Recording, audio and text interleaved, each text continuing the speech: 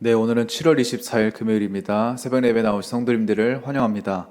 말씀 나누기 전에 함께 공동기도 제목으로 기도하겠습니다. 백옥준 집사의 병상에 함께 하셔서 통증이 없게 하시고 하나님의 위로와 힘을 부어주십시오. 권하자 집사가 다시 걸을 수 있게 회복시켜 주십시오.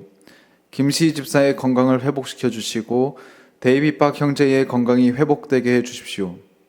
2026년 여름 단기 선교를 축복해 주십시오. 나의 모든 가족이 예수님 믿고 구원받게 해주십시오. 예수님의 이름으로 기도합니다. 아멘. 오늘 본문의 말씀은 에스겔서 29장 17절에서 30장 9절까지 말씀입니다. 무너지는 애굽, 드러나는 하나님의 주권이라는 제목으로 말씀 나누겠습니다. 사람은 누구나 안전한 것을 찾고 원합니다. 어떤 사람은 돈이 있으면 안전하다고 생각을 합니다. 어떤 사람은 좋은 직장, 좋은 위치, 많은 인맥이 있으면 든든하다고 생각합니다. 또 어떤 사람은 자신의 경험과 능력을 믿으며 안전하다고 생각하고 있습니다. 물론 이런 것들이 저희들의 삶 속에 당연히 필요합니다. 그러나 성경은 우리에게 중요한 질문을 던집니다. 그것들이 정말 너를 끝까지 지켜줄 수 있는가? 라는 물음입니다. 성경에는 강력한 나라들이 있었습니다. 당시 세계에서 가장 오래되고 화려한 문명의 나라가 된 바로 애굽입니다. 애굽은 나일강을 가지고 있었고 강력한 군대를 가지고 있었고 많은 나라들과 동맹을 맺고 있었습니다. 그들은 또 생각하기를 우리는 무너지지 않을 것이다 라고 생각하기도 했습니다. 그런데 하나님께서 에스겔을 통해서 이렇게 말합니다. 너희가 의지하는 것은 무너질 것이다. 오늘 본문은 애굽의 이야기를 통해서 저희들에게 묻습니다. 나는 무엇을 의지하며 살아가고 있는가? 첫 번째로 하나님은 역사의 주인이심을 보여주고 있습니다. 에스겔 29장 17절부터 하나님께서는 애굽에 대한 말씀을 다시 시작하십니다. 흥미로운 것은 시간의 순서입니다. 에스겔은 주전 571년경에 이 말씀을 받았습니다. 그런데 하나님께서는 이미 지나간 사건들을 언급하십니다. 바벨론의 왕 느부갓네살이 두로를 공격했지만 충분한 전리품을 얻지 못했다. 그러자 하나님께서 말씀하십니다. 내가 애굽 땅을 바벨론에게 주겠다. 여기서 우리가 기억해야 할 사실이 있습니다. 바벨론의 왕은 자신이 강해서 승리했다고 착각했을 것입니다. 하지만 하나님께서는 말씀하십니다. 바벨론의 왕에게 내가 애굽을 건네주었다. 역사는 인간이 움직이는 것처럼 보이기도 합니다. 왕들이 세워지고 나라들이 싸우고 강대국들이 등장하기도 합니다. 그렇지만 성경은 역사의 최종 주권자는 하나님이시다 라고 선포합니다. 이것이 우리들의 삶에도 동일하게 적용이 됩니다. 때로는 우리는 상황을 바라보면서 어째서 이런 상황이 우리에게 일어났지? 왜 하나님께서 이것을 허락하셨을까? 그렇지만 믿음의 사람은 한 가지 더 발전된 질문을 해야 합니다. 하나님께서는 이 일을 통해서 무엇을 이루고 계십니까? 요셉을 생각해 보면 형들에게 팔려가기도 하고 억울하게 감옥에 갇히기도 합니다. 인간의 눈으로 보면 계속되는 실패 속에 있었습니다. 그렇지만 요셉은 나중에 이렇게 고백합니다. 당신들은 나를 해하려 하였으나 하나님은 그것을 선으로 바꾸셨다. 사람의 계획보다 하나님의 섭리가 더 큽니다. 아니 어쩌면 하나님의 섭리 안에서 사람의 계획들이 이루어지고 있습니다. 그러므로 성도는 상황보다 하나님을 바라보아야 합니다. 내 인생이 내 뜻대로 흘러가지 않을 때에도 하나님은 여전히 역사의 주인이십니다. 두 번째로 하나님은 교만한 힘을 낮추십니다. 애굽의 가장 큰 문제가 무엇입니까? 힘이 있다는 것 자체가 문제가 되진 않습니다. 하지만 그 힘을 하나님처럼 여긴 것이 문제였습니다.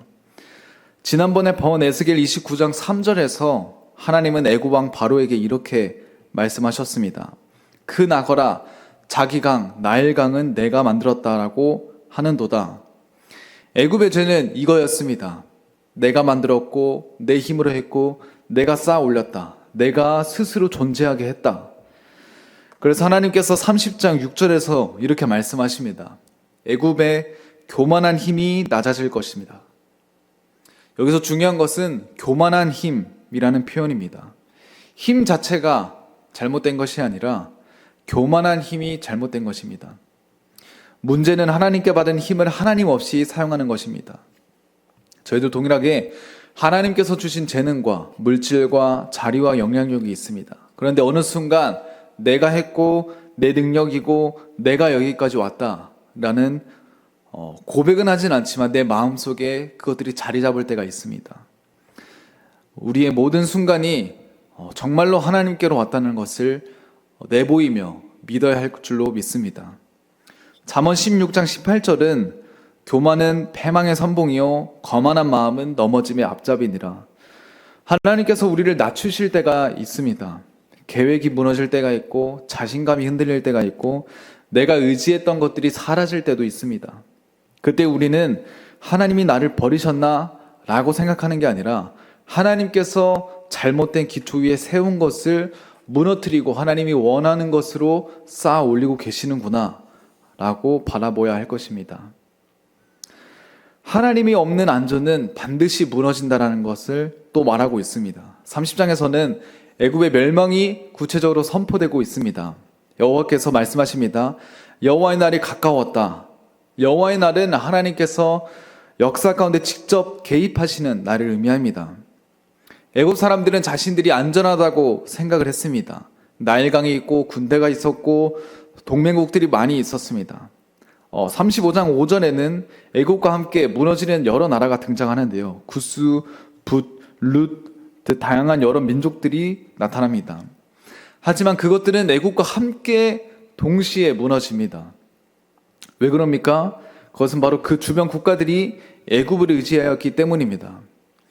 여기서 중요한 영적인 원리가 존재합니다. 잘못된 의존, 잘못된 우상화는 결국 함께 무너진다라는 겁니다. 사람들은 저마다의 애굽을 가지고 있을 겁니다. 어떤 사람은 애굽이 돈이고 어떤 사람은 애굽은 사람이고 어떤 사람은 자기 자신이 애굽일 겁니다. 하지만 하나님은 그것이 너를 영원히 지켜줄 수 없다라는 것을 오늘 말씀을 통해서 보여주는 겁니다. 시편 20편 7절 말씀에 어떤 사람은 병거, 어떤 사람은 말을 의지하나 우리는 여호와 우리 하나님의 이름을 자랑하리로다. 사랑하는 여러분, 믿음은 아무것도 의지하지 않는 것이 아닙니다. 믿음은 무엇을 가장 먼저, 가장 깊이 의지하느냐의 문제입니다. 네 번째로는 하나님은 심판 가운데서도 자신을 보여주십니다.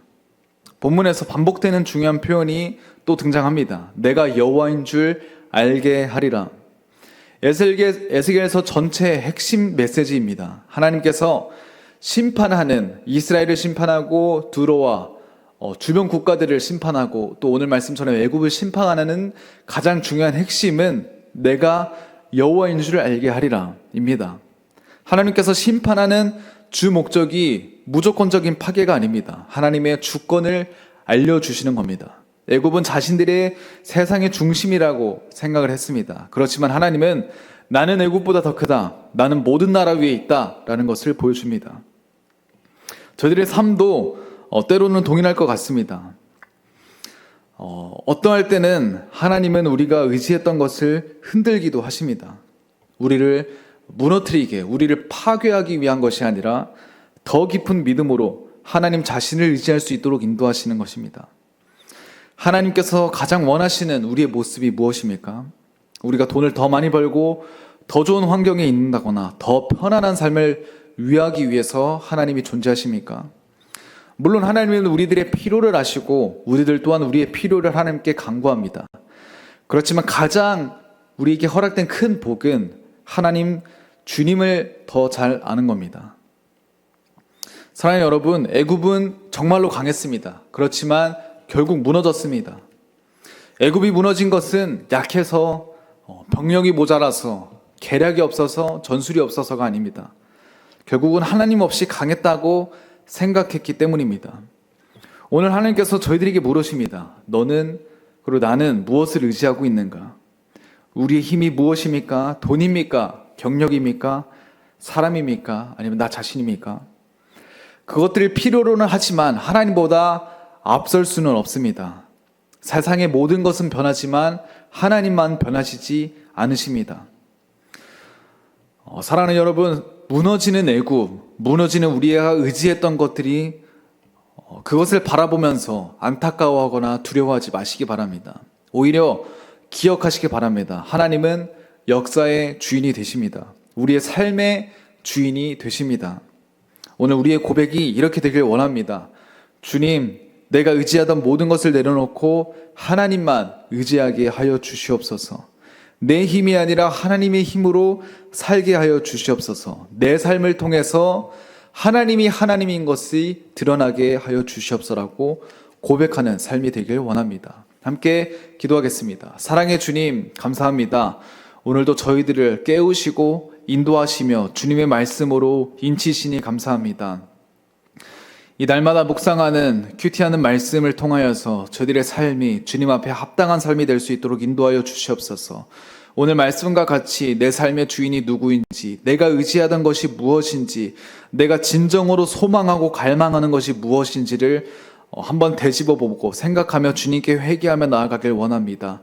저희들의 참된 소망이 되신 주님을 의지하게 하시며 나의 가장 신뢰하는, 나의 가장 깊은 마음의 소망이 되신 주님께 나아갈 수 있도록, 믿음의 삶을 살 수 있도록 주님 붙잡으시고 인도하여 주시옵소서. 오늘의 삶도 주님께서 인도하여 주시옵소서. 감사드리며 예수님의 이름으로 기도드립니다. 아멘.